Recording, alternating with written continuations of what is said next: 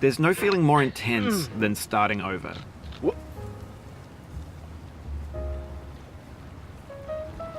If you deleted your homework the day before it was due, as I have, or if you left your wallet at home and you have to go back after spending an hour in the commute. If you won some money at the casino and then put all your winnings on red but it came up black. If you got your best shirt dry cleaned before a wedding and then immediately dropped food on it. If you won an argument with a friend and then later discovered that they just returned to their original view. Starting over is harder than starting up. If you're not ready for that, like if you've already had a bad day, then what you're about to go through might be too much. Feel free to go away and come back. I'll be here. Alright, thanks for coming with me on this trip.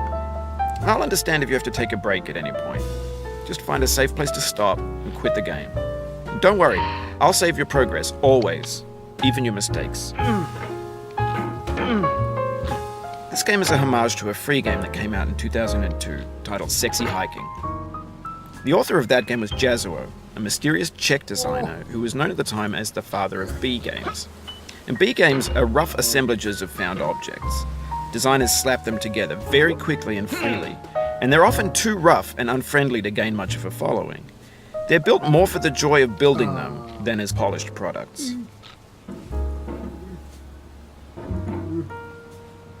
In a certain way, Sexy Hiking is the perfect embodiment of a B game. It's built almost entirely out of found and recycled parts, and it's one of the most unusual and unfriendly games of its time. In it, your task is simply to drag yourself up a mountain with a hammer. And that act of climbing, in the digital world or in real life, has certain essential properties that give the game its flavor. No amount of forward progress is guaranteed. Some cliffs are too sheer or too slippery. And the player is constantly, unremittingly in danger of falling and losing everything. Anyway, when you start Sexy Hiking, you're standing next to this dead tree that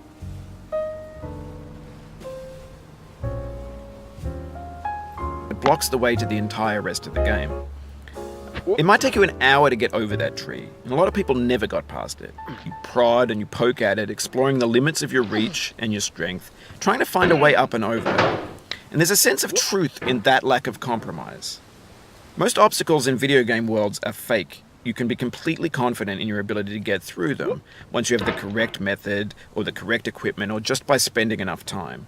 In that sense, every pixelated obstacle in Sexy Hiking is real.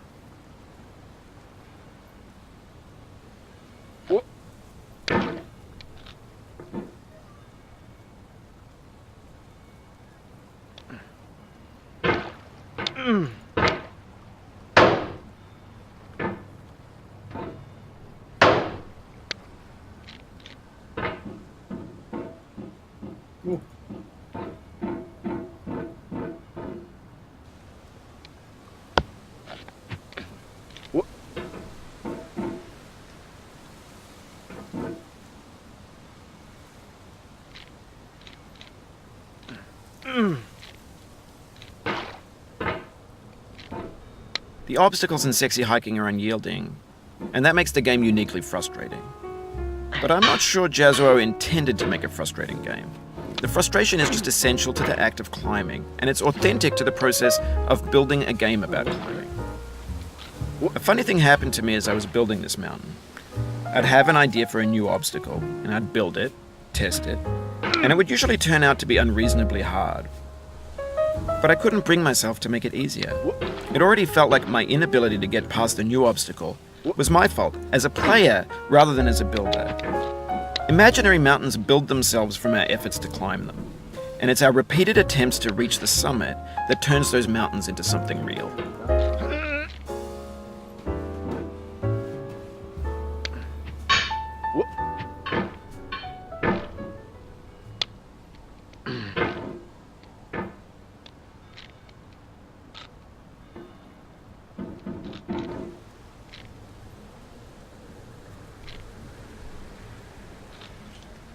When you're building a video game world, you're building with ideas. And that can be like working with quickset cement. You mold your ideas into a certain shape that can be played with. And in the process of playing with them, they begin to harden and set until they're immutable, like rock. And And at that point, you can't change the world. Not without breaking it into pieces and starting fresh with new ideas.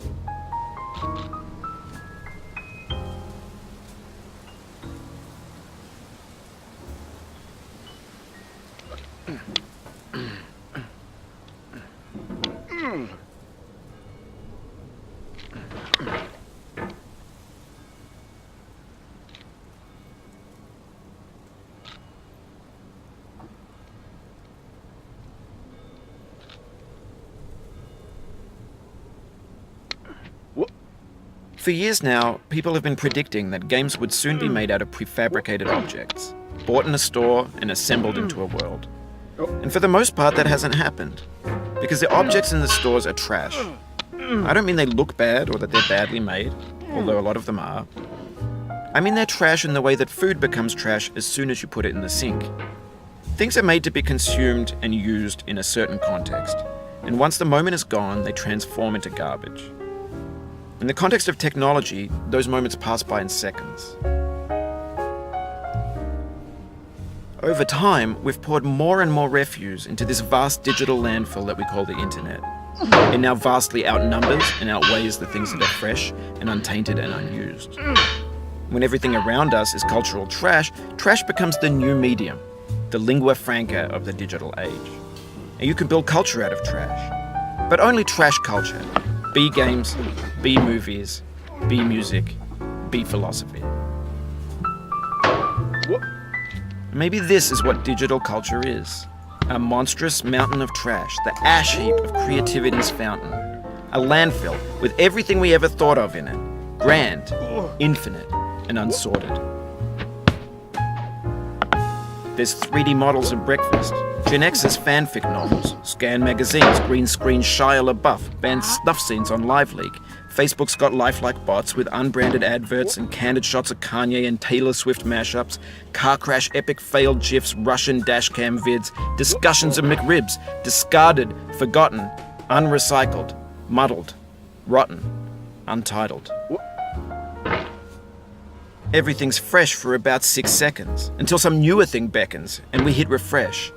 And there's years of persevering, disappearing into the pile, out of style, out of sight.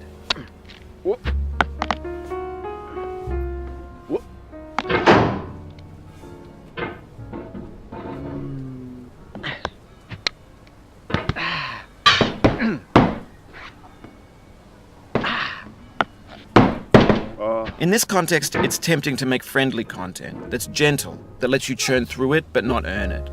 Why make something demanding if it just gets piled up in the landfill, filed in with the bland things?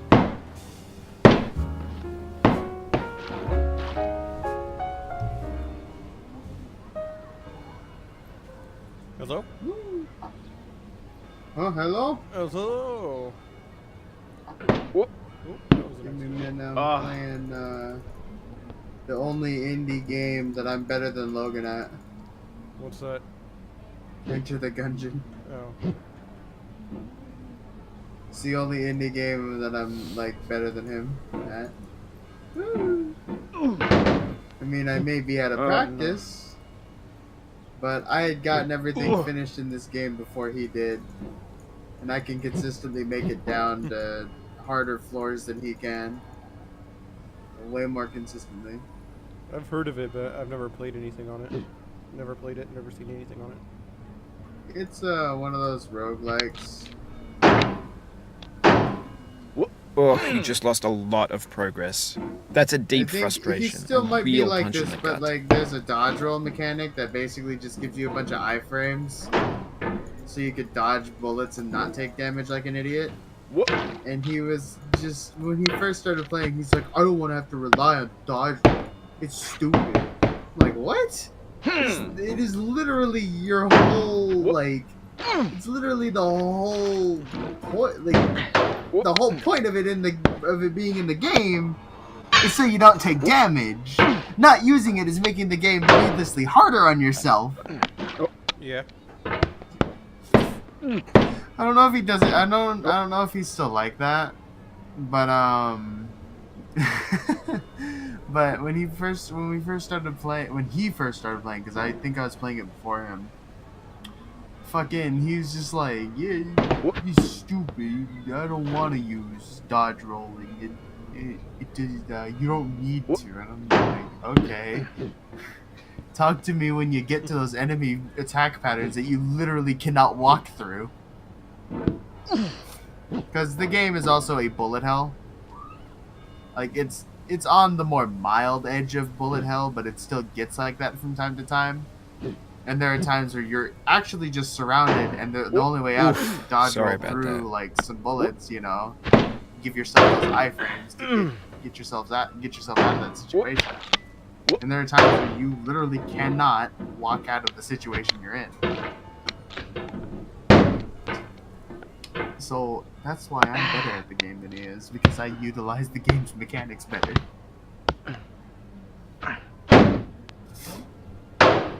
Also, I played like way more, and I've had the game longer than he has.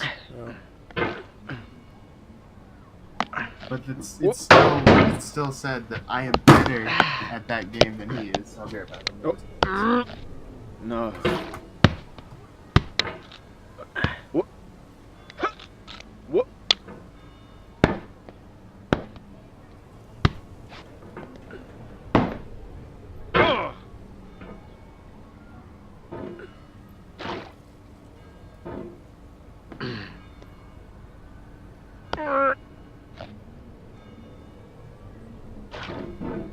Oh, it happened again.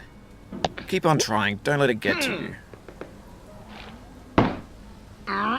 This thing that we call failure is not the falling down, but the staying down. Mary Pickford.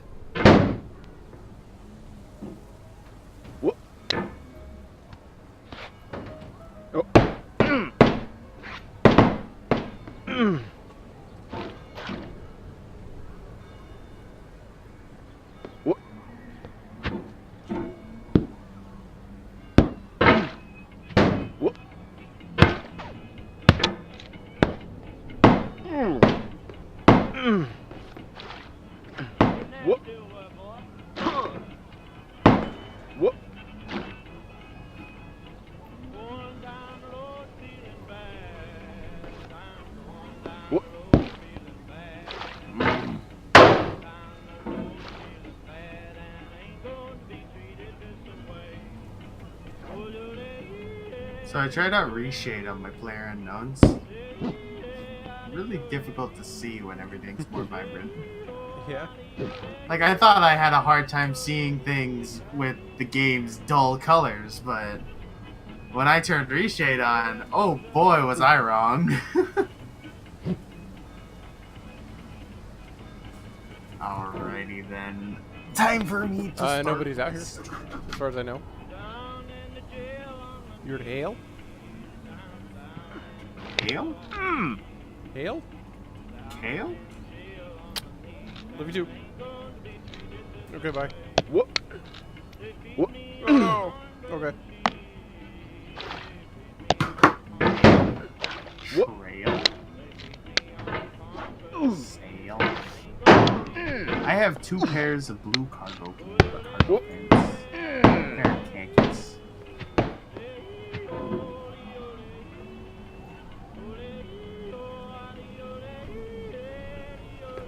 Can I get anything else?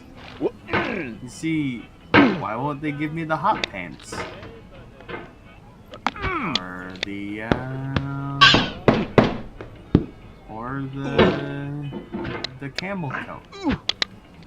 I'd wear the camel coat if it was in my inventory, but I wouldn't wear it if I was...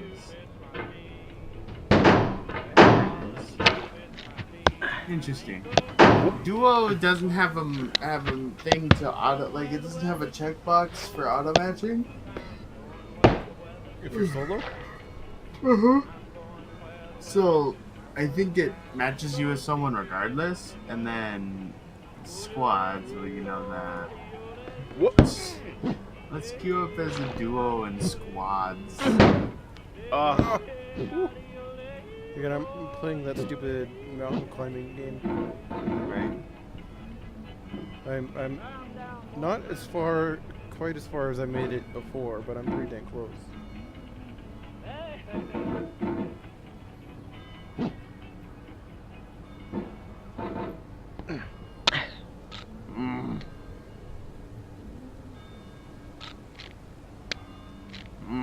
The soul would have no rainbow, had the eyes no tears. John Vance Cheney.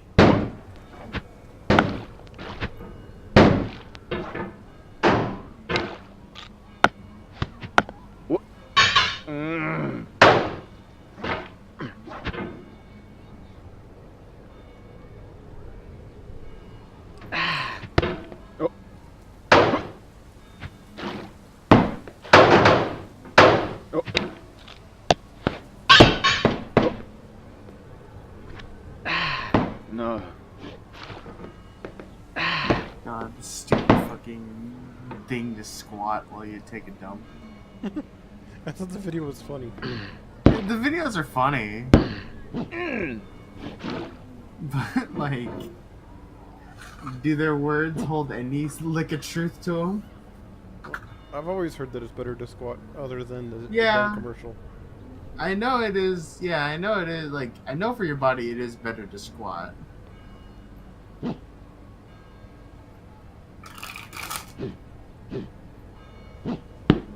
But I mean, like, The pain I feel now is the happiness but I had do know before. that I feel That's the deal. constipated about C.S. 60% Lewis. of the time. Which is probably way too much.